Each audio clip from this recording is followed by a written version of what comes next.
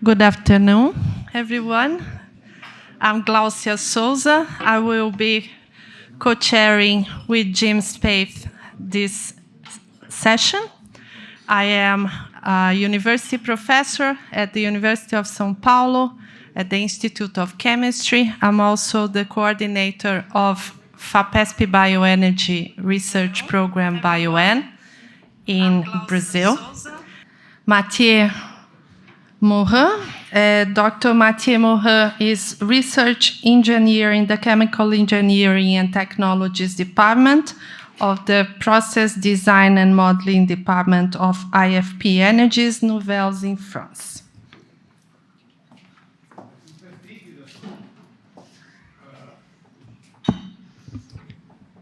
Good afternoon, everyone. It's my pleasure to present the biofuel project, which ended last year after 11 years of R&D work.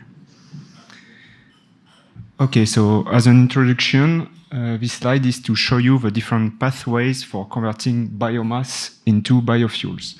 You can see the first generation pathways, which use agricultural biomass as feedstock. The second generation pathways, which uses lignocellulosic biomass, and finally the third generation pathway, which uses algae. The biofuel project is located in the second generation pathway, which uses lignocellulosic biomass to converting in biofuel using thermochemical conversion. Okay, so the purpose of the biofuel project is to develop, demonstrate, and commercialize the entire bio-to-liquid chain. 6 partners are involved in the project: CEA and AFPN for the R&D part, Avril and Total Energy for the industrial part, and Axens and ThyssenKrupp for the licensing. On the bottom, I indicate the different steps on the project, which began in 2010 before ending in 2021. I also indicate several data on the project. For example, the total budget of 190 million euros, 11 years of R&D work, and 2 demonstration units built. Okay, so this is a schematic drawing of the biofuel process. If we follow the path of the biomass, after being received, the biomass undergoes a pretreatment step, which consists in drying and torrefying the biomass. After the torrefaction, the torrefied biomass is sent to the gasifier to convert this torrefied biomass into syngas.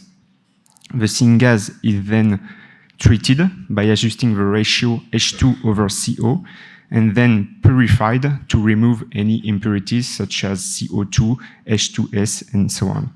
Finally, I would say the clean syngas is sent to the Fischer-Tropsch process to produce waxes, and finally the biofuels. For the project, 2 demonstration units have been built, the first one regarding the pretreatment, and the second one regarding the gasification, the gas treatment, and the Fischer-Tropsch. Okay, this slide is similar to the previous one, but I wanted to show you different order of magnitude of the different units. What I want you to remember is the type of biomass we use for the project, from softwood to hardwood to wastewood, the torrefaction capacity, which is about 3 tons per hour of torrefied biomass, the gasification power, which is 15 megawatts, and finally, the Fischer-Tropsch process. For the project, the purpose was not to demonstrate the Fischer-Tropsch process. This is why we only use a small unit of Fischer-Tropsch, which produce small quantity of waxes, about 1 liter per day. Okay, so now let's move on to the 2 demonstration units. The first one is located in Venette, near Paris, and carries out the drying and torrefaction of biomass. You can see a picture on your right. After being received, the biomass can be stored inside a warehouse. If we are talking about straw, we also have a straw pelletizing area in order to produce straw pellet. Either the straw pellet or the biomass are then sent to the dryer and the torrefier. After the torrefaction, the hot torrefied biomass is cooled and stored inside 3 silos. I didn't mention that the purpose of the torrefaction is to produce a final product, the torrefied biomass, which is easier to grind, fluidized, and stored. Okay, I want to make a focus on the drying and torrefaction technology we use in the project. This technology is called multiple earth furnace and is made of several earth. I can show you here, several earth, a central rotating shaft. To this shaft are connecting several arms, and to those arms are connected several teeth. When the shaft is rotating, the teeth transport the biomass either to the center or to the outer part of the reactor, and the biomass falls down to the earth below, in the center or in the outer. So the biomass is introduced at the top and flow downward to the bottom. The gas can be injected at the top and leave the reactor at the bottom in co-current operation, or can be injected at the bottom and leave at the top in counter-current operation. Okay, after the torrefaction, the torrefied biomass is sent by truck to the second demonstration unit, which is located in Dunkirk in the north of France. The torrefied biomass is received and stored inside different silos. The biomass is transported in the grinder to be grind with a size of about 100 microns. Then the powder is pneumatically conveyed to the gasifier, which is an entrained flow gasifier operating at high pressure and high temperature, producing the syngas. The syngas is then sent to the water gas shift reactor to adjust the ratio H2/CO. After that, the syngas is sent to the acid gas removal to remove the produced CO2 in the water gas shift reactor. And we also have different purification reactor to remove any H2S and other impurities before entering the Fischer-Tropsch processes to produce wax, and finally the final product, the biofuels. Similarly to the first demonstration unit, I want to make a focus on the technology we use for the gasification. This technology is called entrained flow reactor. The torrefied biomass powder is injected at the top together with oxygen, and the gasification is performed to produce the syngas. The ashes flow downward near the wall, are liquefied, and the liquefied ashes flow downward near the wall. This liquefied ashes is called slag and actually protect the wall from the high temperature, around 1,500 degrees. This reactor is also operating at high pressure between 20 and 40 bar. The advantage of this technology is large capacity units with a very rich CO and H2 syngas produces and free of tar because of the high temperature. This reactor is also suitable for very high ash content because the ash will flow in the reactor near the wall. And it's also suitable for high pressure units.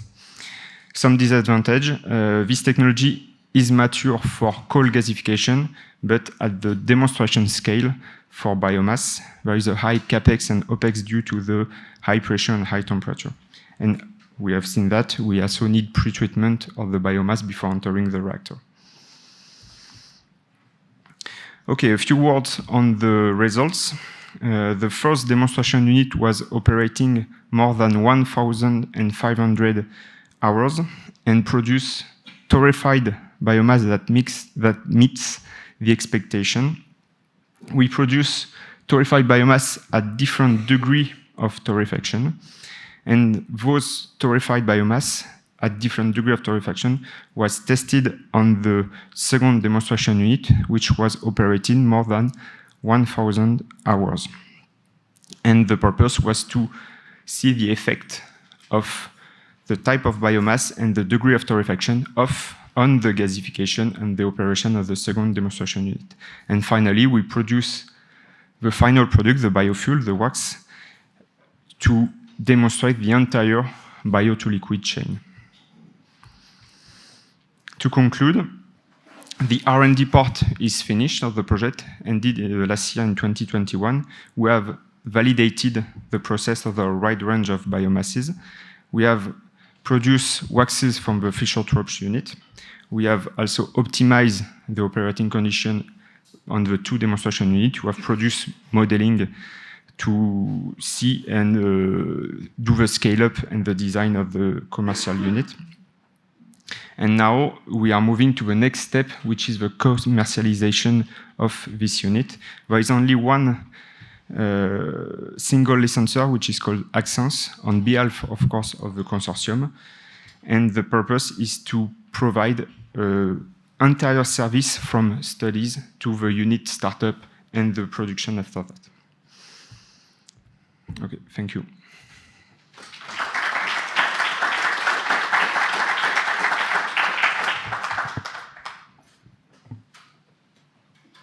If you have any questions. Yes, there is questions on the chat and in the room. So,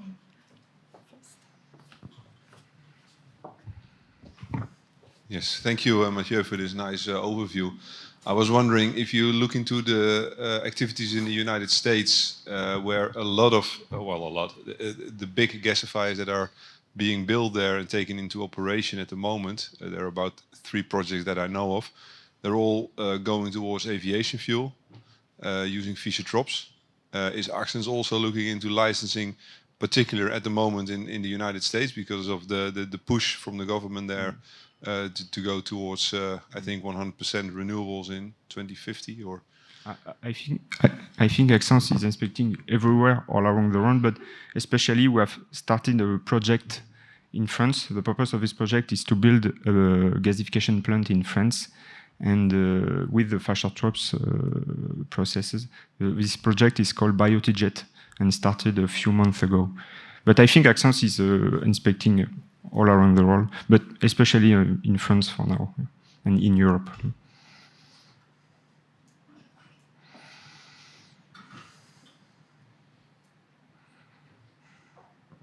Thank you very much for your interesting presentation, Mathieu.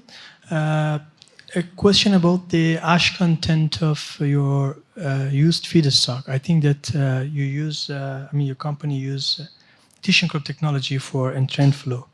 And if this is the case, what would be the minimum ash content required in your feedstock to make that slag cover the body of the entrant flow gasifier? Because woody biomass normally have less than 2% ash content. I don't have the answer on the quantity, but what we did in the project, we have a recycle of the slag in order to inject the amount of slag necessary to have a certain thickness of slag near the wall. Okay. Birger Kerko, FNR Germany. Thank you for the nice presentation. I have a question about this potential size of a commercial plant. What would be the sweet spot for the commercial plant size? Commercial plant or industrial? Industrial plant. Industrial plant. The size, you mean the mass input or in terms of biofuel output? For example, for the Biotijet project is 300 kilotons per year of dry biomass at the entrance of the process. In the US, I think it's a little bit more, around 700 or 800 kilotons per year of dried biomass.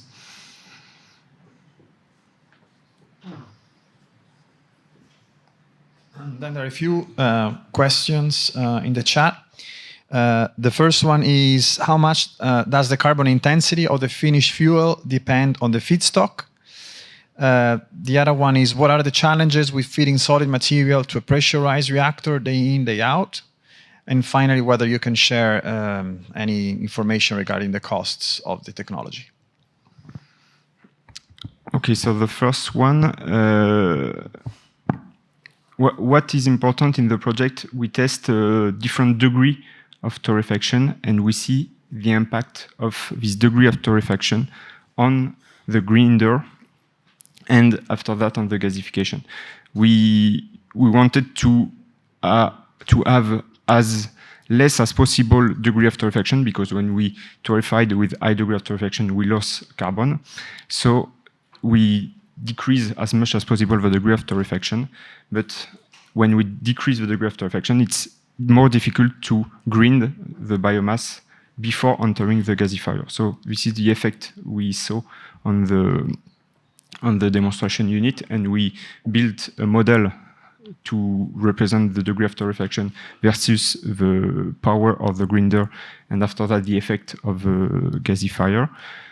Regarding the cost and the capex, I don't have this information. Maybe if I can see the person who asked, I will send the response. The budget of the biofuel is 190 million euro. I don't have this information. And the other question, I don't remember.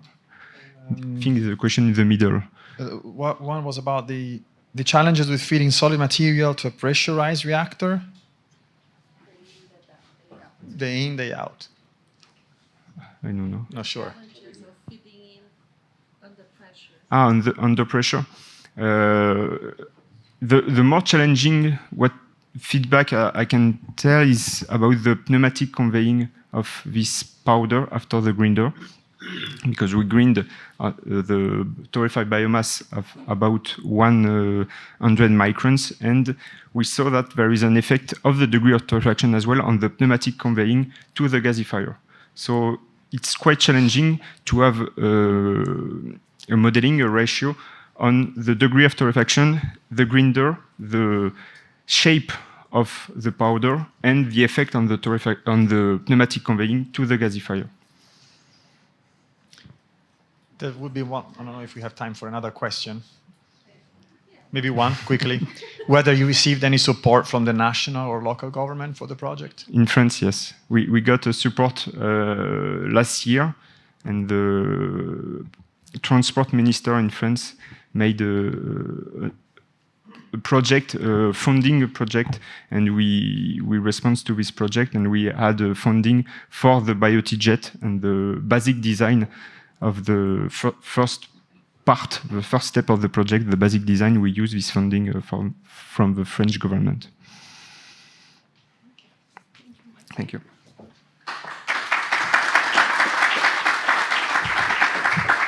So should we go to Steve back? Yes? Okay. Steve, let's try again. Good afternoon to you all. Thank you to the organisers for letting me have a chance to talk to you about hydrothermal liquefaction. I'll try and romp through this, and I think I've been told I've got 11 minutes and 60 seconds, not a second more, so I better get underway.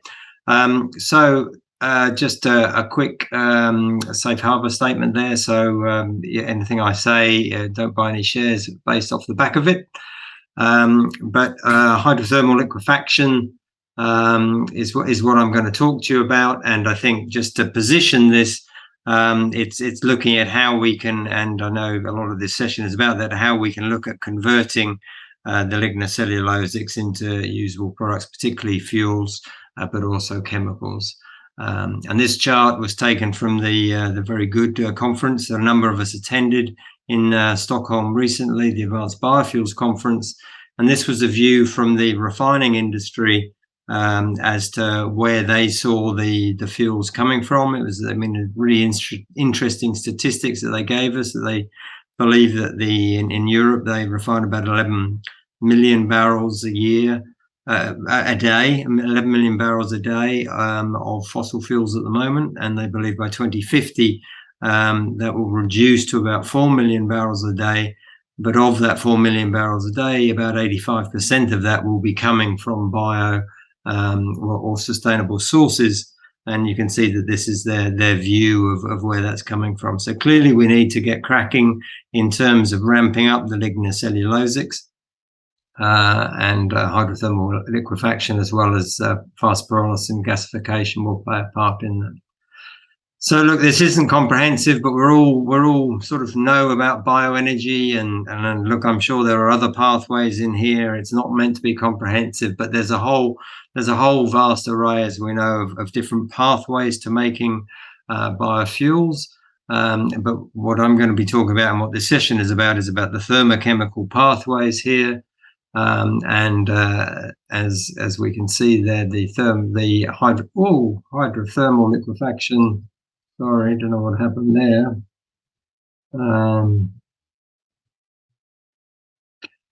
Hydrothermal liquefaction is the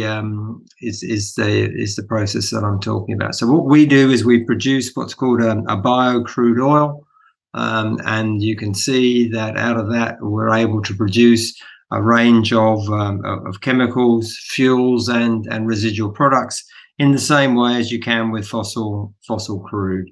And we can do that by either fractionating the biocrude as it comes out of the process.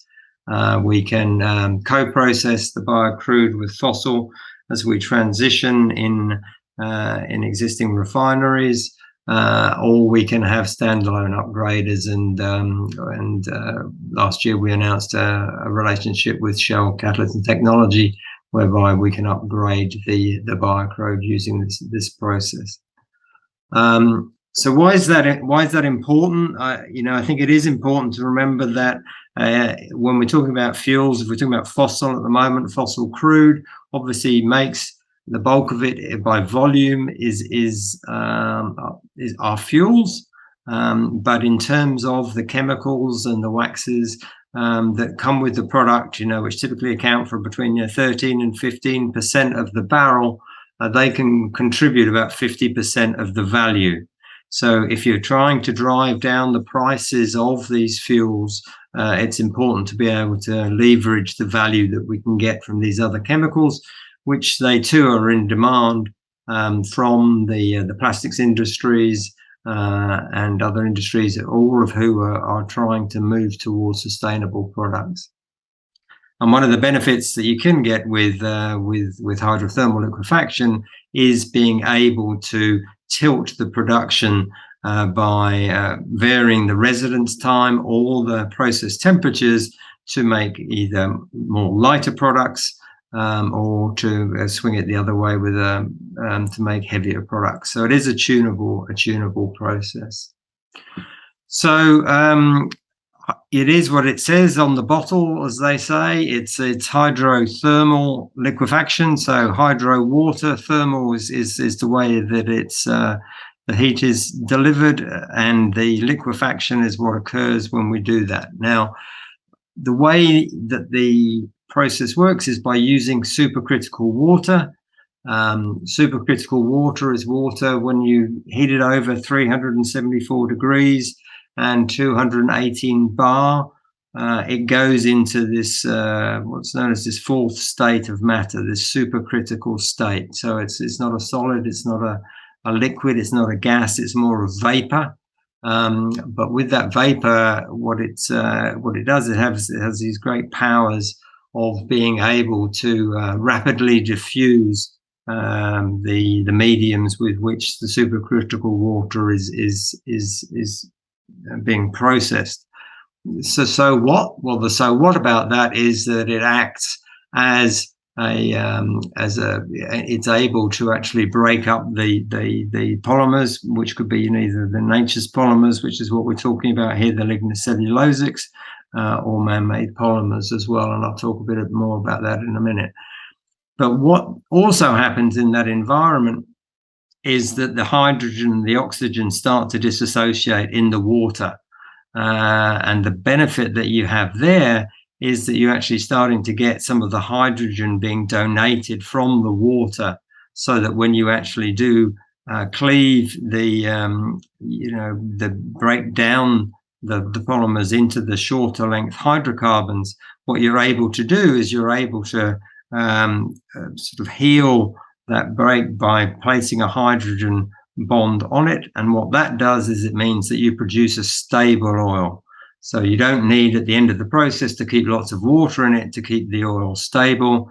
What it does is it means that you're able to actually upgrade the oil with the addition of the hydrogen, and you're also able to produce a stable biocrude. So that means that out of the process, you end up with a stable and a partially upgraded, so an oil which has almost twice the energy density of compatible fast pyrolysis. So it's a double benefit that you get there. So just in terms of the platform that we use at Licella, our technology, we've been sort of developing the technology through a whole range of pilot and demonstration plants over the past 15 years. We've tested all variety of woods, softwoods, hardwoods, all types of residual biomass, stovers, sugarcane, etc., waste wood, all through the process, and you know, they all process fine, and at the same time we've also processed other non-renewable feedstocks such as non-recyclable plastics. And you know, like LDPE, those plastics which aren't easily recyclable. And essentially the process is the same, the platform's the same, slightly different operating temperatures, but you end up with a biocrude with the bio feedstocks and a plastic crude on the plastic feedstocks, both of which can be used to make renewable fuels, chemicals, or residual products.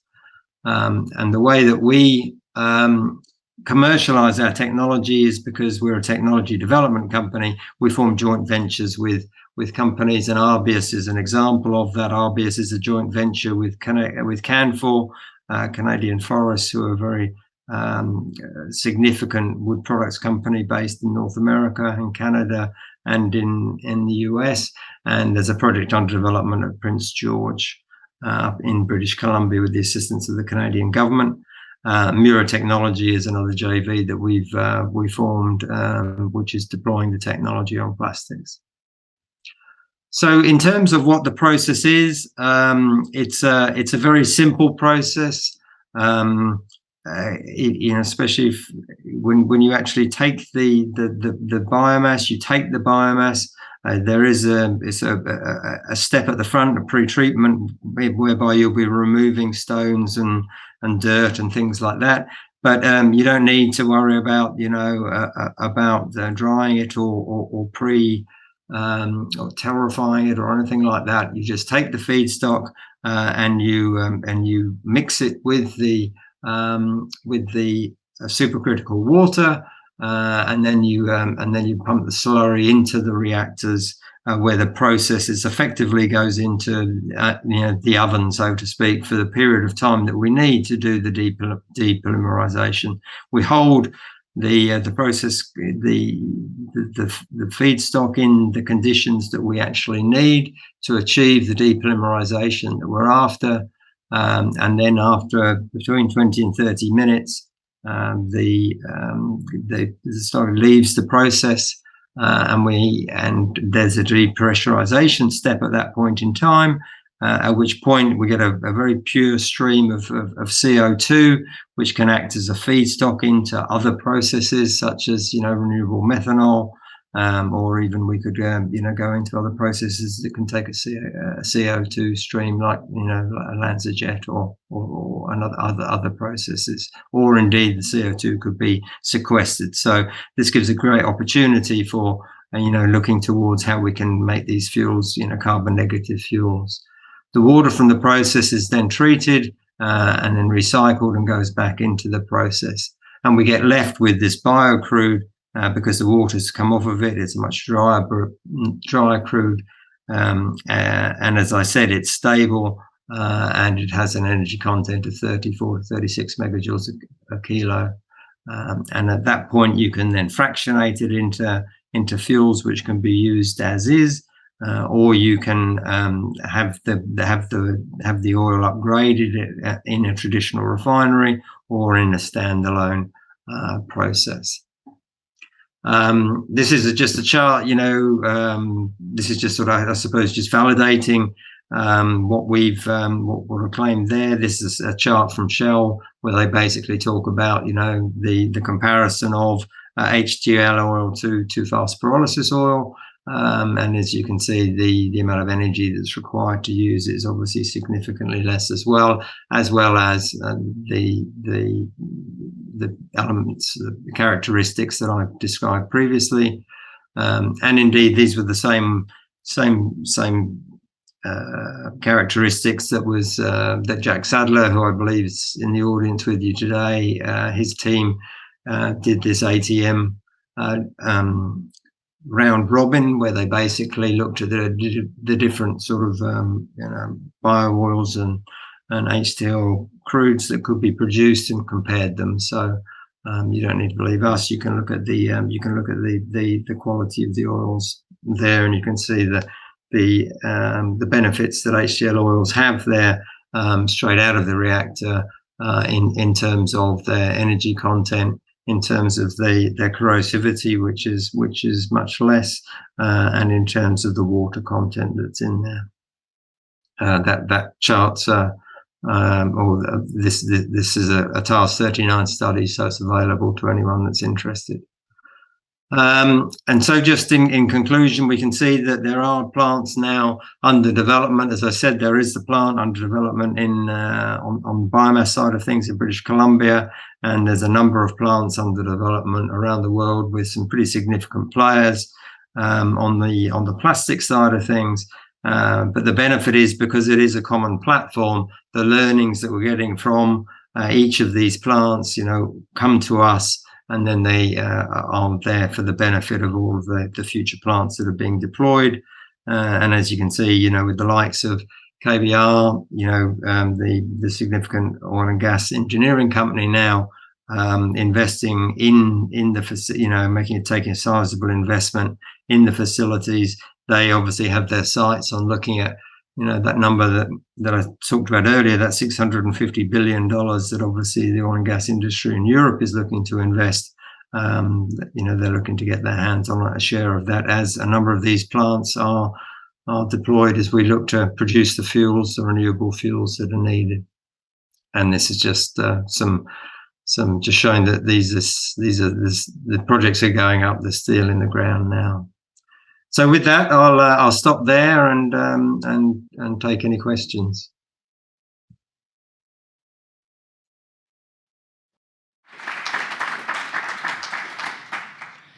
Questions from the audience? So, Steve, I have a question regarding the use of urban solid waste. What kind of scale do you think could be deployed? Cities of how many inhabitants would need what size of plant and what kind of investment? So typically, in terms of the plant that we're talking about, the initial scale of the facility in British Columbia will be about 100,000 tons to start with. So it's it's not significantly smaller than gasification plants. I think in terms of then it depends on how you're going to use the product that's produced. So there are different applications, and depending on what you want to use the oil for, they can be used. So clearly, in some of the pyrolysis plants, they take the product straight out of the product and just burn it straight away for district heating, or it can be gasified. So I think it's unfortunately it's not a straightforward question, Glaucia, but it's that's the kind of scale that we're talking about. Clearly, if you're looking at putting a standalone upgrader, we would be looking at plants significantly larger than that. We look to be produced, we would need about 150,000 tons of biocrude to go into one of those products, and the yield is about a third of the dry biomass that goes in turns into the biocrude. And in terms of investment, look, that's always a very difficult question because it's always very site specific and the numbers vary very, dramatically. So, okay. So there is a question over there.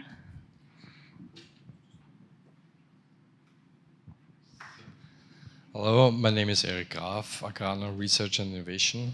My question is, what do you plan to do with the solid and aqueous fractions that are left over?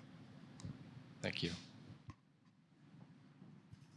Yeah, so clearly, as I said, the residual products, there are high-value carbon products, and we're investigating, a number of those. Those range from everything from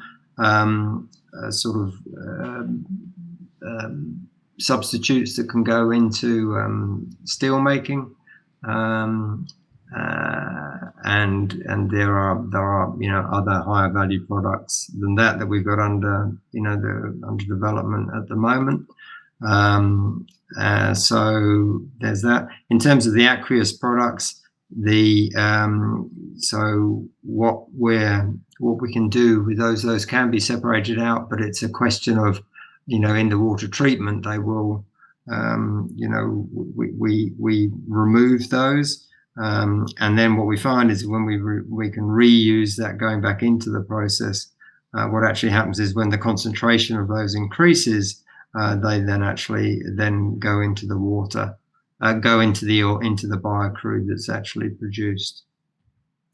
We have looked in the past at being able to actually sort of separate all of those light ones out, but the cost of that can be quite high. So we're much better to just increase the concentration of them to a point where they will actually go into the oil and contribute to the overall yield of the oil. All right. Well, thank you, Steve. We move on to... Oh, no, sorry. Sorry, Steve, there were more questions, but we have to move on. Okay. Our next speaker, Elias Mogadan, is a senior technology expert at Guidara Energy. He's an expert in gasification technologies and contributes in design of the HDW gasification island as the core part of Advanced Methanol Amsterdam. Thank you very much for your introduction. My name is Elias Mogadam. I'm head of technology group. I promoted actually, and right now at Guidara Energy, and I'm here today to present our current activities in the commercial application of high temperature Winkler gasification technology towards advanced biofuels. So we are Guidara Energy. I will describe briefly the structure of company next slide. The Guidara Energy acquired high-temperature Winkler gasification technology in 2019 from ThyssenKrupp Industrial Solutions. As you may know, HDW was developed, I must say, very well long back in 70 decade by RWE and Ude companies. They're very famous German companies that they developed this technology in 1970. And since 2019, we performed several sophisticated simulations and pilot test experiments to modernize the classical gasification island for HDW, which includes feeding line, bottom product removal, and downstream of the gasification island. More importantly, we managed successfully to adapt the know-how for gasifying feedstock, including 100% waste stream, such as RDF. And we did this test for around 1 week of continuous operation in our pilot scale gasifier. And yeah, these all major improvement ended up with HTW second generation, and it has already been leveraged patenting process, and the patents are published. Founded on this modernized version of technology, we are now at pre-EPC phase of advanced methanol Amsterdam plant, which is our flagship facility, and I'll describe that process further on in other slides. Talking about Jidara Energy, it's kind of joint venture company between ARA Partners, which is a US private equity firm. They are main investors based in Houston, Texas, and also Geodynamics, which is a Dutch engineering and project development firm focusing on the infrastructure of renewable energy. And the main target of Jidara Energy is to produce biofuel via the route of gasification by the proper use of non-recyclables. Some other overviews, as I mentioned, our partners are the main investors in this joint venture company. Right now, we are at Geodynamics, which takes care of the core of technology, engineering, and project developments, around 88 personnel. But we are expanding bi-weekly, I must say, and we expect around 120 personnel by the end of this year. About HEW, if you are there, have some study in this field of thermochemical conversion of biomass, you may have heard about HEW. It's kind of unique conventional gasification technology because it is the only commercially proven available conventional gasification technology in the market of today, with more than 10 years of successful operation, with 3 key reference plants where a diversity of feedstock, including biomass, waste, sewage sludge, were used. Overall, our key reference plants offered more than 91% plant availability during the long-term commercial scale operation, which is quite remarkable. The technology benefited from more than €500 million investment since 1970 by German government and also RWE and UDE, which is the former name of ThyssenKrupp Industrial Solution, which brought quite maturity in the development of the know-how and its application. And as I mentioned, based on the modernized version, we are right now at pre-EPC phase of 2 flagship facilities. First, Advanced Methanol Amsterdam, and second, with 1 year delay, we'll operate Advanced Methanol Rotterdam. The first one will be in Amsterdam port, and the second one will be in the Rotterdam port in Netherlands. And these 2 plants can produce around 180 kiloton per year of biomethanol from non-recyclable waste, including RDF and B-type waste food. Talking about our drivers, yeah, all of us are looking for decarbonization of process industry, but we cannot live without carbon. I would rather to use defossilization of process industry. We try to stay aligned with the United Nations decisions, which strengthened in Glasgow conference a couple of years ago, COP21. And also, the main another target is to meet the goals addressed by Fit for 55 package.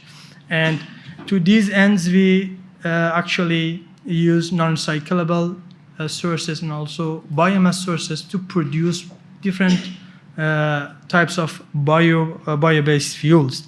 And how to do that with our technology, which is the only available, this industrially proven available technology in the market, which has more than 40 years of successful experience with bubbling fluidized bed gasifier.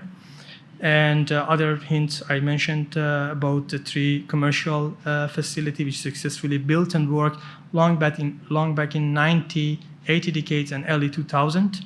But it's quite reasonable at that time. The price of biofuel couldn't compete with fossil-based fuel, and then they had to stop it at that time.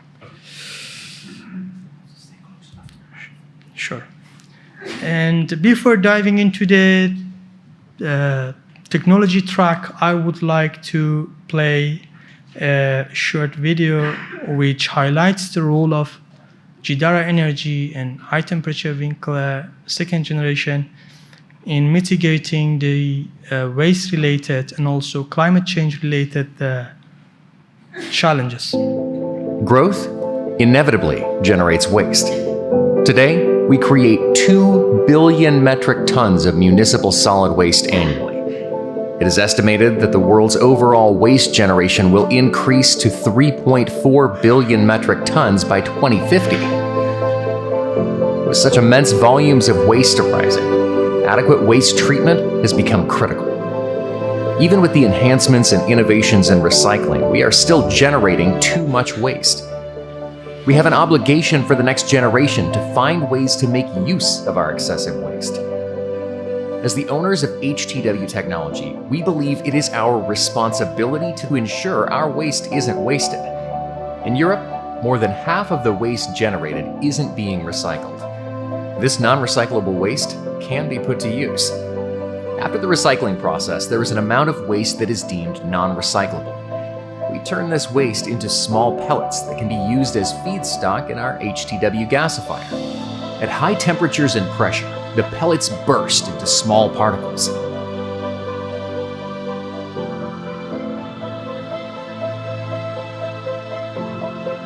Oxygen is injected into the gasifier, which acts as a medium to convert non-recyclable waste into raw syngas.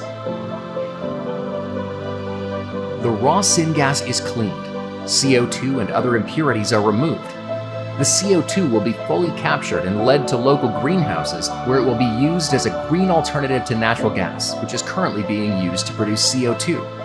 What remains is clean, renewable syngas, a versatile building block from which we can create various high-value end products. Our flagship facilities in Amsterdam and Rotterdam will convert non-recyclable waste into advanced biofuels for use in the road transport, marine, and aviation sectors, helping these sectors to reduce their carbon emissions and become more sustainable. Jidara Energy. We make sure our waste isn't wasted.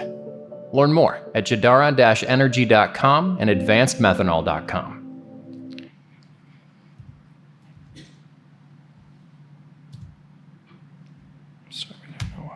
The next slide. We create 2 billion. Should go there. Oh yeah.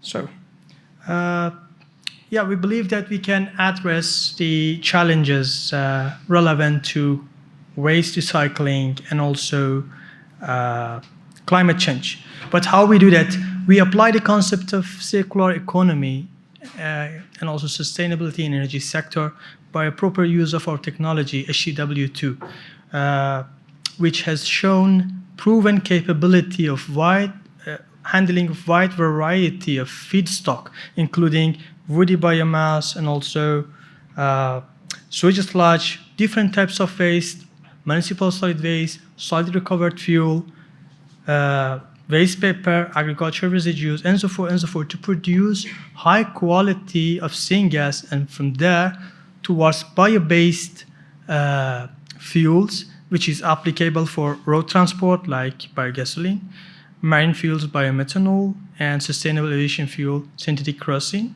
and also for household use like synthetic natural gas. And we believe that the technology is a very interesting stepping stone towards these sorts of production in biofuel industry. So, looking at the technology track, I would like to also go far behind 1970. First time Dr. Winkler built the first bubbling fluidized bed gasifier in 1926 in Germany. The gasifier worked at atmospheric pressure and the feedstock was coal. And in 1970, RWE, together with Ude ThyssenKrupp, developed the pressurized version of Winkler technology, so-called high-temperature Winkler. Increasing pressure, you could increase temperature. So they developed this technology. Then they applied the concept for our first key commercial reference, which was built in Berentrott in Germany called Bioenergy plant. They produced biomethanol from German bronchol, lignite, and also they tried different types of feedstock. Their gasifier worked at 12 bar, 10 to 15 bar pressure with a capacity of around 120 megawatt and 10 years of, more than 10 years of successful operation. And during the technology transfer from ThyssenKrupp, we got the old field data and know-how and lesson learned from the operation of this plant. In parallel, they also built another plant in Oulu to produce bioammonia from finished peat, and afterward they switched to wood chips to produce ammonia. The gasifier also worked at 10 to 15 bar pressure, bubbling fluidized bed. And after that, there was another plant, Wesseling, where the gasifier worked at higher pressure, around 25 bar, and with high capacity. And last but not least was the application for municipal solid waste in Miyama, Japan, early 2000. They used this technology and applied it there. And today, we only have a key reference plant, which is a pilot scale with a capacity of around 500 to 600 kilowatt in Bioenergy University in Germany that we developed our technology based on, and we did several tests, pilot scale tests to test different types of feedstock, including waste wood, mixture of waste wood and RDF, and we got a very interesting results out of this experiment. So, looking at such a proven track of technology, together with strong demand, which is addressed by Fit for 55, we believe that SEW is a viable option towards production of biofuel. So, some data about our key reference plant. It was Bioenergy. Gasifier work at 10 bar, feedstock 30 ton per hour, production rate of 300 ton per day of biomethanol. They had successful operation time of 67,000 hours, from which 15,000 related to co-gasification of RDF with lignite, and they use wide variety of feedstock with around 95% carbon gasification efficiency.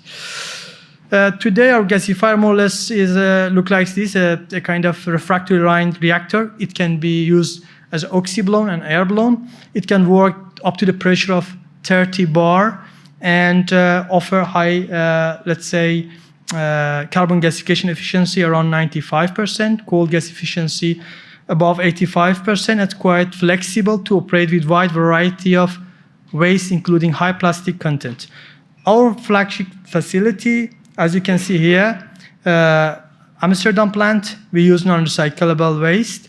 We do sorting, shredding, pelletizing. We produce 22 ton per hour of pellets, including RDF and waste wood.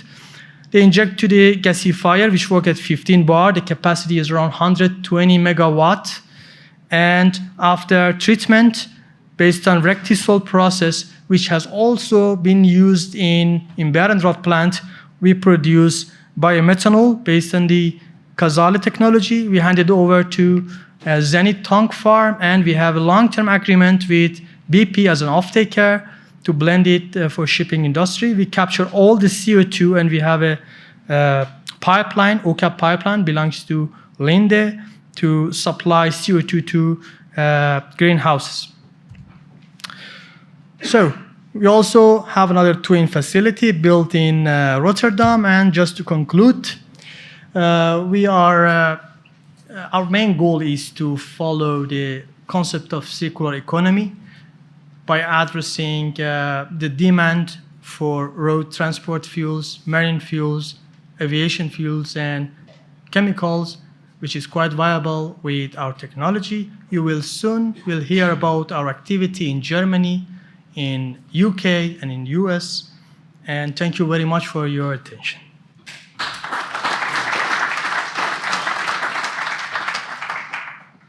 One quick question.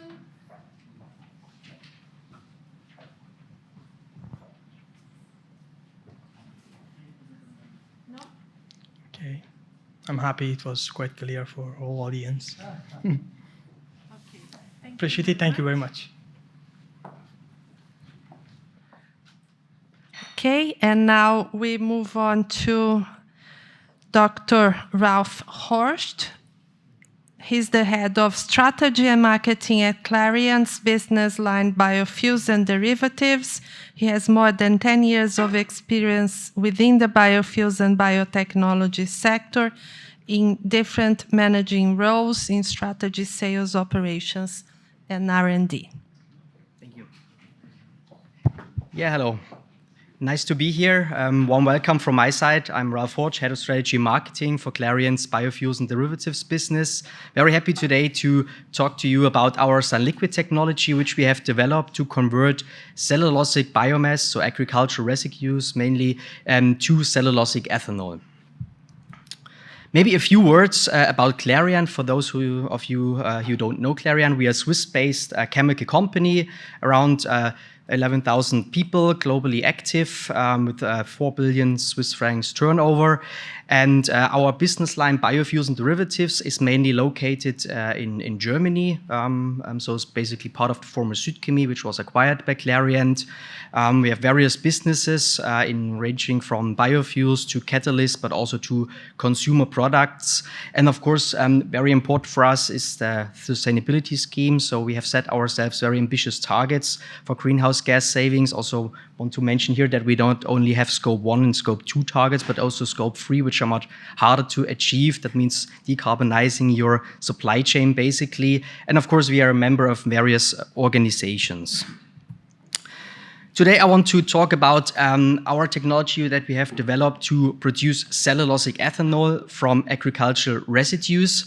And why is the right time to do this now? Well, of course, all of you, and that's why we are here, that's why we are hosting such events.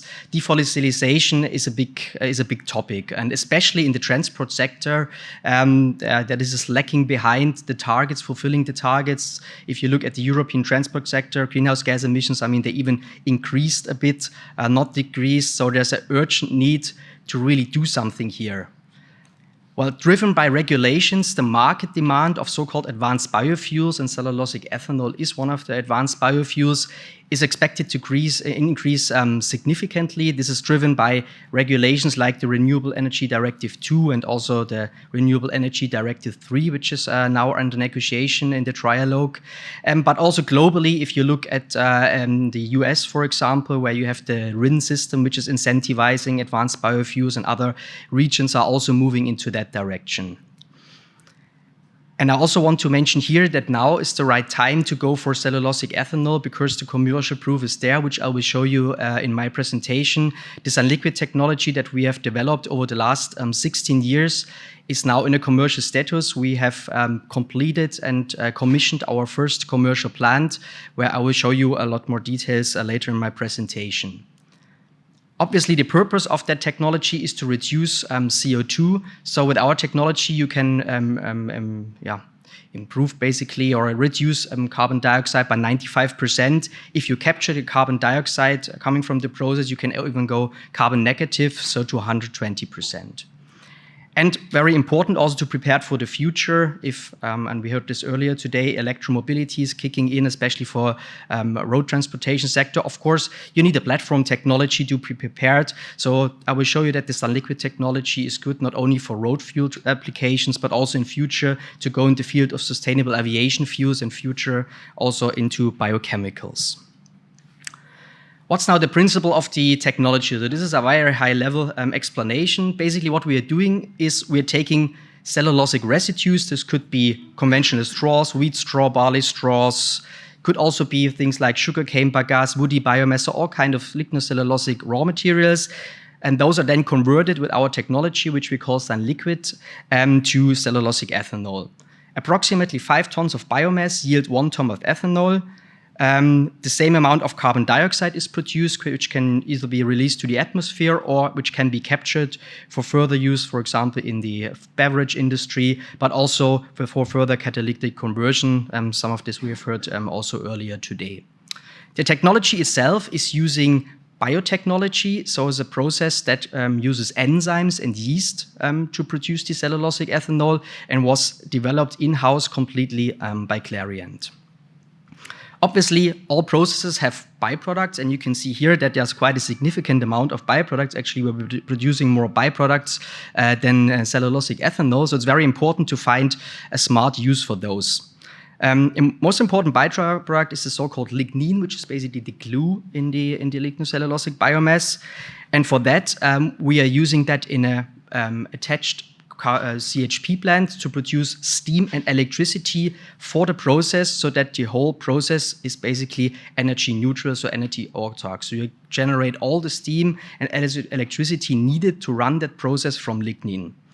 There's always questions, can you do more out of the lignin? Of course, there's a lot of ideas out there to convert the lignin to further biochemicals. I mean, if this is the case, of course, you can replace the lignin here by another fuel. But for the time being, we see the thermal use of the lignin as the, let's say, economic most relevant thing. Another byproduct that is generated by the process at the bottom of the distillation column is the so-called vinasse. This is basically a liquid effluent which contains all the minerals that you get in with your raw material into the process, because the process only converts the organic parts, so the lignocelluloses, the hemocelluloses. And this byproduct can be utilized as a fertilizer, for example, which is a very smart way to bringing back basically all the minerals you have taken from the field with the raw material back to the field. We're also qualifying as a fertilizer. We have the certificates for Romania and also for Germany. So this is one of the potential uses, but also this vinasse can be utilized to generate biogas because there's still some organics inside, or it can also be burned. For example, very interesting, I've heard a gentleman earlier this morning from cement industry. So we're also in close cooperation with cement plants to burn this vinasse basically to lower the carbon dioxide emission of that industry. Where do we stand now with the technology? So very happy today to present you our first commercial flagship plant, which is based in Romania, in the southwest of Romania. It's a plant that produces 50,000 tons per year of cellulosic ethanol, thereby using approximately 250,000 tons of straw. So it's mainly based on wheat straw and barley straw. And this is locally sourced, approximately 80 kilometer circle around the plant. The plant is a full greenfield installation on approximately 10 hectares of land. It means we have built there all the process units, but also the power plant, as I've shown you before, to utilize the lignin to create green steam and electricity for the process. The plant has been mechanically completed end of last year, has now undergone commissioning, and we are now in the ramp-up phase. And we recently announced that we have sold the first train loads of ethanol to Shell. So Shell is the off-taker of that plant. And of course, now we are ramping up the process basically to reach then full capacity, which we expect during next year. To give you some more insight into how that plant looks like, I've brought a short video with some, let's say, some snapshots that give you hopefully a nice view.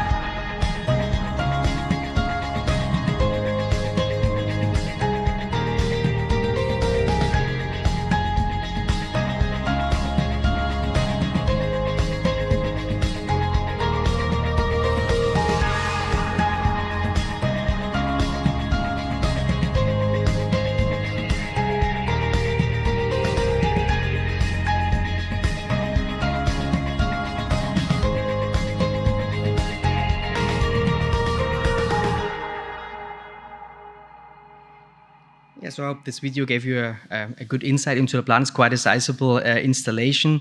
What's also important to mention is that you have seen we are using this rectangular bales, the feedstock. So we are sourcing this from the farmers locally. So we have contracts with around 300 farmers and often ask questions, are the farmers willing to sell the straw basically? And I can say absolutely yes. So they are very happy with us taking the straw. So we also pay them to get the straw. So it's not for free, unfortunately. And what was very important and this is why we have started also early these harvesting campaigns to show the farmers that you're serious. And once they see really that the investments are taking place, there is also a high willingness to sell the raw material. Obviously, the technology is not only developed to work with wheat straw in Romania. It's a global technology that should be globally deployed. We are very flexible in handling all different kinds of lignocellulosic biomass. It starts, of course, with the straws, but we're also able to handle forestry residues, and then, of course, all the relevant local feedstock like rice straw for the Asian region, sugarcane bagasse, especially in Brazil, corn stover for the US. Also more exotic things like empty fruit bunches in Indonesia or Malaysia, and also recently started looking into organic fractions of municipal solid waste. And one of the reasons why we are feedstock flexible is that we are using our own enzymes, and we also have R&D capabilities to make those enzymes tailor-made on the respective feedstocks to always work in an efficient way. This slide should show you a little bit how we see also the future of this technology and also the future of cellulosic ethanol. And I want to explain to you why we think this is basically a non-regrettable move to go into cellulosic ethanol. Of course, in the mobility sector, electromobility will increase. How fast this will happen, I mean, it's a matter of long debate, I think, but it will happen at a certain point of time. Gasoline consumption will decrease for road transportation. Of course, you have all seen these trends on sustainable aviation fuel regulations coming in place, also within the Fit for 55 package. Recently, also in the US, very active political landscape. And cellulosic ethanol can be also utilized to produce sustainable aviation fuels, where the so-called alcohol-to-jet technology, so basically further catalytic conversion of the cellulosic ethanol to sustainable aviation fuel. And there will be many technology routes needed to fulfill the huge demands that are coming from that sector.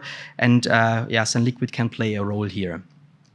As a third application, obviously also bio-based chemicals are possible. So you can take the ethanol to convert it to ethylene oxide, and other materials. So also this we see happening beyond 2030 when decarbonization efforts also in that industry become more relevant. Of course, this technology was not developed in a short period of time. I've already told you we have around 16 years now of experience.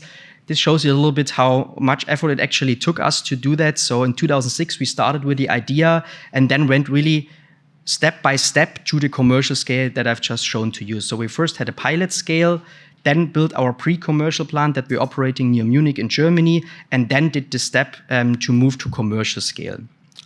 Our business model is not only to produce ethanol, so this Romanian installation is fully owned by Clariant, but also to sell licenses. And we have successfully sold already 5 licenses globally and continuing to do so, and also continuing our research activities in that field. That brings you to the end of my presentation. To wrap up, basically, cellulosic ethanol, you can invest into a growing market. So the market is growing, driven mainly by regulations in the EU and US, but also in other regions. I've shown to you that we now have commercially demonstrated that the technology of producing cellulosic ethanol is viable. And you can benefit here, of course, from the 16-year experience that Clariant has in this field. But also further to applications in road transport sector, we see this truly as a platform technology to go in future also in application fields like sustainable aviation fuels or bio-based chemicals. And of course, we can significantly decrease the carbon footprint by 95% or even go carbon negative if we capture the CO2. So very happy to take your questions or have a chat later on in the break. Thank you.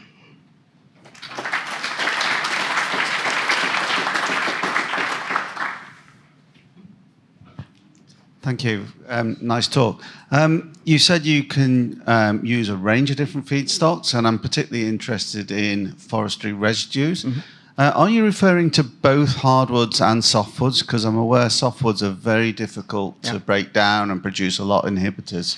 So are you referring to both hardwoods and softwoods? I'm referring to both, although you're completely right. So hardwood is, I would say, pretty straightforward being utilized. The yields on softwood also that we have seen are significantly lower. So significantly meaning the range of 20-25% lower to what we see with hardwood. Although, to be honest, also we have not yet optimized our technology on that. But I can confirm that softwood's much harder to treat with that technology compared to hardwood.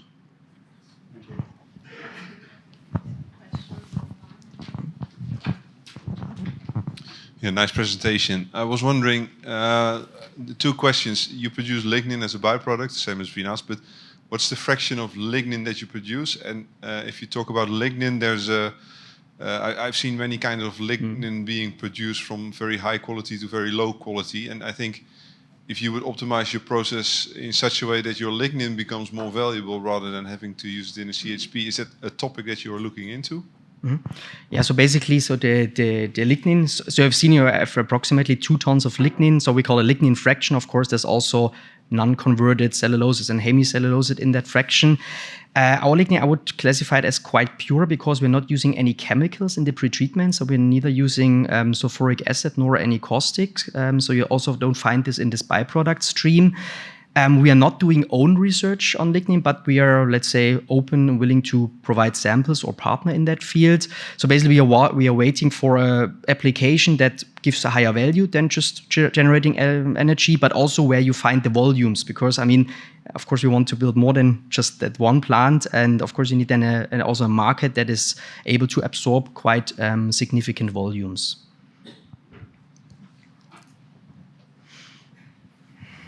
Yeah. Could you say something to the production costs, or at the end, what are the costs or the price you would like to achieve for your ethanol? I mean, I cannot comment on specific production costs, but maybe let me answer this question indirectly, because I was, of course, asked what's the production cost, what's the capex. So capex in the lower 3-digit million range for such an installation that I've shown to you. And the production costs, let's say if you take the average penalties that you have, for example, the European Union, for non-blending advanced biofuels. So if you take those penalties as a basis, you can produce commercially attractive cellulosic ethanol. So this would be my indirect answer to that. Maybe we can have a chat later on with a coffee. There's one question from the chat. It is, wait, I lost it. Yes. What issues have you encountered in securing supply of certified sustainable biomass? Was the supply chain already well developed? Actually, no. So that's also one of the reasons why we went to that region. Of course, you always have a trade-off. In that region in south of Romania is a little bit remote, right? The reason why we went there is there's almost no alternative use for the biomass. And we have in a radius of 100 kilometers around the plant, approximately 1 million tons of residues available. Also, that gives us, let's say, some buffer in case there's some issues or single farmers don't want to supply to us. And the challenge was indeed to bring basically or to build up the supply chain there. And there we are working with the local farmers. Some of them have started investing into own equipment, but there's also service providers. For example, there's professional companies that just come with, 16, 20 balers to bale that biomass and then move on. Actually, they're moving from south to north of Europe, just really as a service contractor.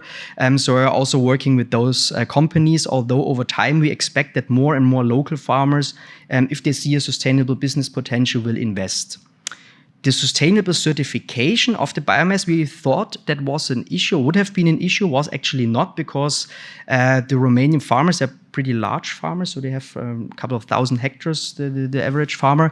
They mostly have this sustainable certificates already for their grain products. So it was for them not a big deal to do this additional ICC certification. Actually, we encountered less issues than we thought. Okay, thank you.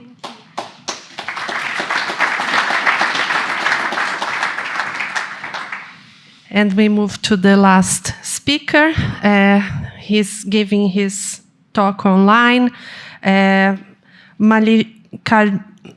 Dr. Mallikaju Navalgund, I'm sorry for my pronunciation, people, is President of Advanced Biofuels and Biochemicals at Praj Industries. He's an adept business development professional with deep insight into the advanced biofuels and renewable chemical space. Thank you, Glaucia. Thank you for that introduction. I presume you can hear me well.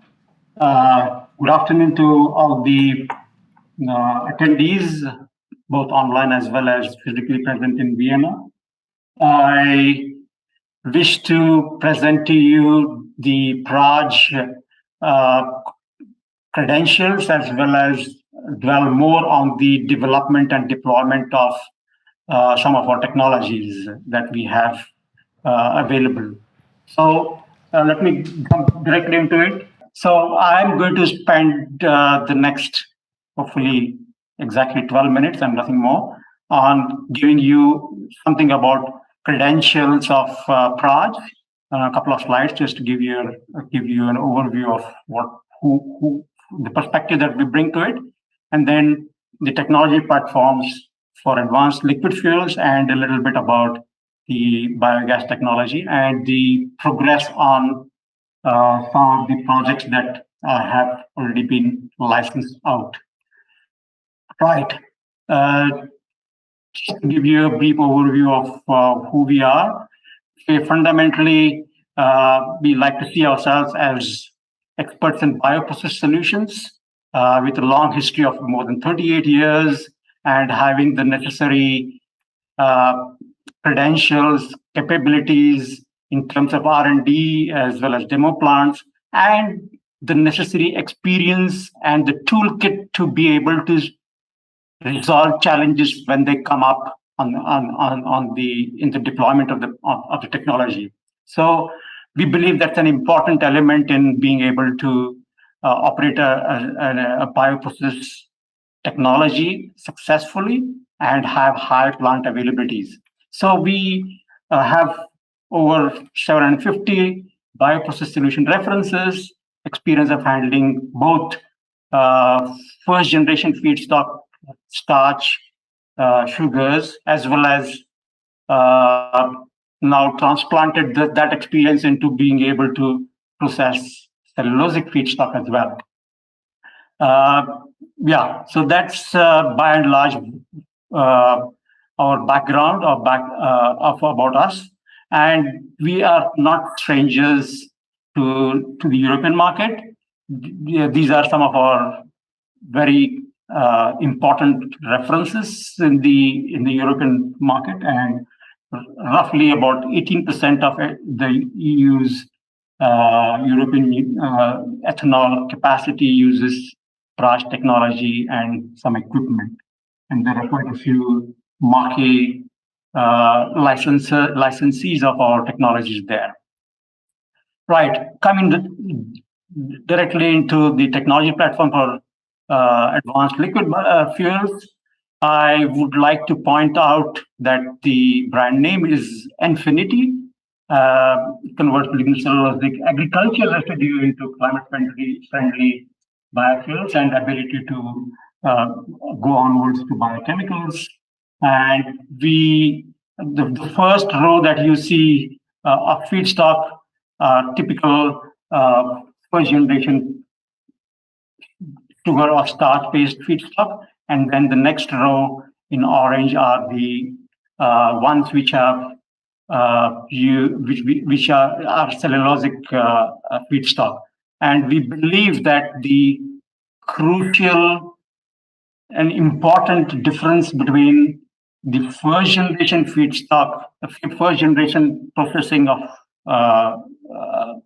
biomass to ethanol, the ones in green steps on the 5 steps in green are we have a lot of experience. The world has seen a lot of references. It's quite a mature technology. There's a lot of experience under the belt of quite a few technology providers. And the important difference is the pre-treatment. And that's we believe is very important to get a good understanding and get good control over, to be able to make the entire technology chain successfully operate at high efficiency. So our focus, as you can imagine, has been largely on two counts. One is to get the pretreatment right. So the 14 years of that Raj has spent in going from R&D to pilot to pre-commercial to deployment at commercial scale has largely focused on the pretreatment. And the second element is to integrate all the elements, all the process technology chain elements with each other. The integration is on both the physical count, as in integrating to ensure that you have lowest water footprint, your lowest energy footprint, you have a lot of recycles, you have cascading of energy, for example, and also the chemical integration as well. As in the components that get released, the inhibitors that get released within the pretreatment will have an impact on subsequent processing steps like hydrolysis and fermentation, and you need to be able to deal with those and integrate the subsequent all the steps well with each other. So that's a very, very important element in being able to have high efficiency of the entire technology chain or the entire plant. There's an interesting video of the process of the pretreatment, which I would encourage you to look at when you are able to spend time. I would not take up your time right now in this to do that, but I can give you a brief overview of what the principle is. So here we have, as I said, the crux is pretreatment. You have scanning electron microscope pictures of biomass with various levels, different types of pretreatment. The first one has low porosity, is untreated. Next one is only steam explosion without any catalyst. The third one is with some catalyst, and the next step is with another catalyst, which improves the porosity well.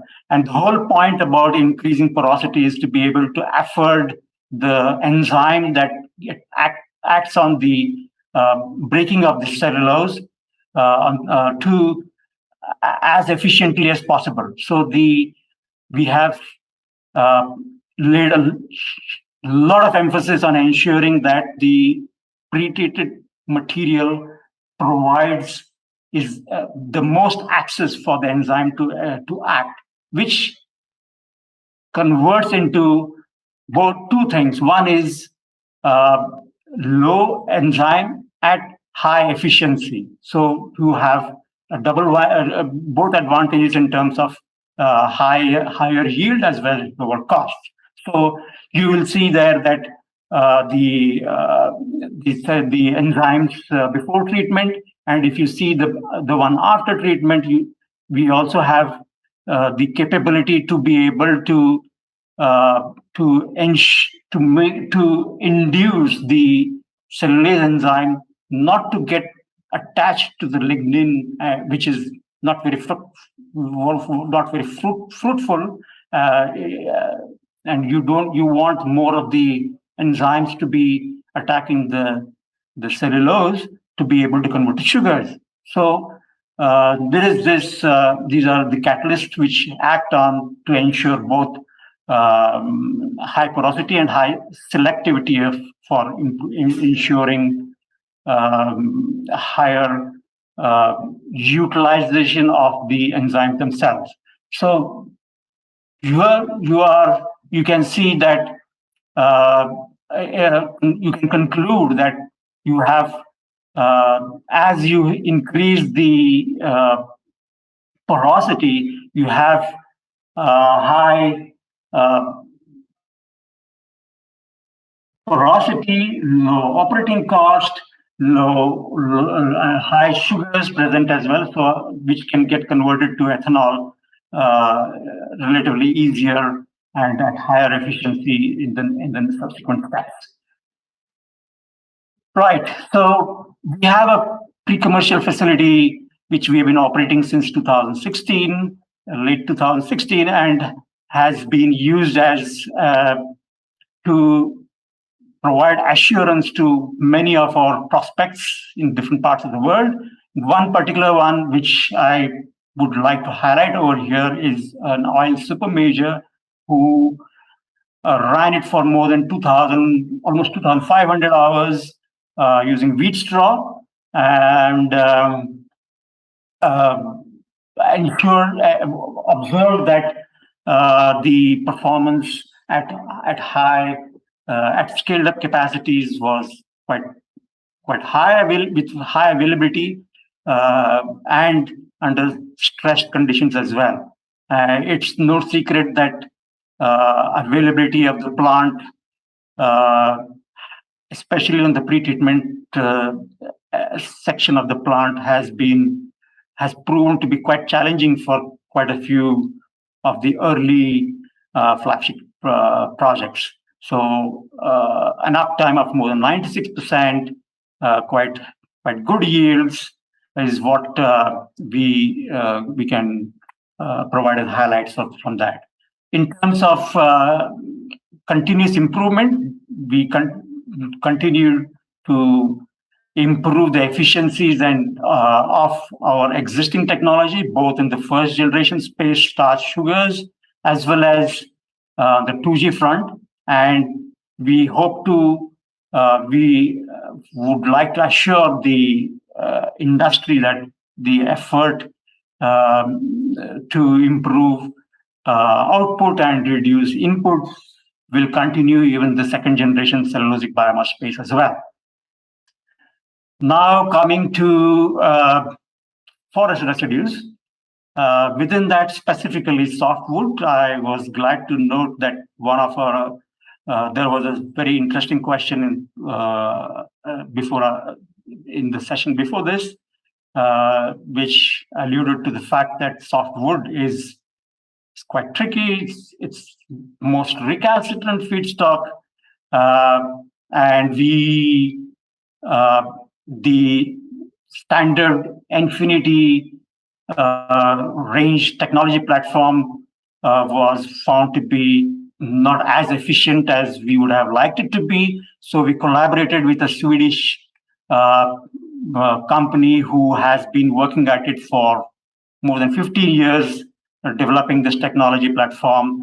And we have brought in our experience of bringing optimizing and scaling up technologies to this combination and offering Salinity as a technology platform for specifically for softwood residues to be able to get quite good efficiencies, not let's say almost comparable to the hardwood or to the agriculture residue-based yields. Right. Together with that, we have this partnership with Vivo to process both lignocellulosic biomass to isobutanol and difficult to feedstock to be able to go to isobutanol and then onwards to sustainable aviation fuels. Together with that, we continue to work on not only on biofuels from sustainable biofuels from cellulosic biomass, but also to continue to develop technologies to use molecules like polylactic acid, PHA, biobutadiene, MEG, and more importantly, immediately relevant, are upgradation of the lignin from the cellulosic biomass to be able to replace bitumen, have higher value as compared to merely for its calorific value, have and help bring down the carbon footprint of the road construction industry, replace the fossil bitumen from there. We have a patent pending for this technology to upgrade the lignin to be able to blend it with to produce asphalt. Right. A quite quick switch over to biogas. This is a picture of a biogas cleaning facility that we have, which on the verge of being started up to remove CO2 and H2S and moisture levels. Then we have alongside our R&D facility, a demonstration facility to process agriculture biomass like rice straw and bagasse to biogas. And lastly, to end with, I want to give you an overview of some of the out-licensed projects that are in various stages. This is the biogas project going to use rice straw to produce biogas, and just a couple of months away from completion and startup in the new year. Yeah, so the next project is again going to be, it's already been operating for some time now. It uses a residue from sugar plant. The name of the residue is pressed mud, which is solids when the sugarcane juice gets filtered out, and that's quite a significant quantity from any sugar mill, and that processing that into biogas is the objective of this project. Yeah, so this is a picture of the first flagship project that is a couple of months away from completion to process rice straw to produce bioethanol. And the capacity is 26.4 thousand tons per year. It will produce cellulosic ethanol from about 115,000 tons per year of rice straw. Expected startup the next few months' time. As I said, it's in the northern part of India, just about 100 kilometers north of New Delhi. Incidentally, one of the other highlights which I would like to mention here about this project is that the stillage, the liquid waste from the ethanol plant is concentrated and used as a fuel together with the lignin in the boiler to raise energy. So it's what we like to call as a zero process liquid discharge project. So there is no stillage leaving the facility. So everything is consumed within the plant, and we believe there are some merits in being able to consume all the waste streams within the plant and contribute to the energy requirements of the project. Right. There is this first one, as I just mentioned to you, IOCL in Panipat, 100 kilometers north of New Delhi, and there are two more under construction. There are due to start up roughly about a year from now, which is end of 2023. Both these plants, again, which are going to be 25 KTPA projects. One of them is like the first project is co-located with the refinery, oil refinery. The second one will be co-located together with a first generation ethanol plant. So being able to demonstrate the synergies and the capabilities and share resources between the two plants. Thank you very much. I look forward to any questions you may have. Thank you very much, Doctor. Unfortunately, we ran out of time. We have to move to the next session immediately without the break. So I invite Jim and his panel to start.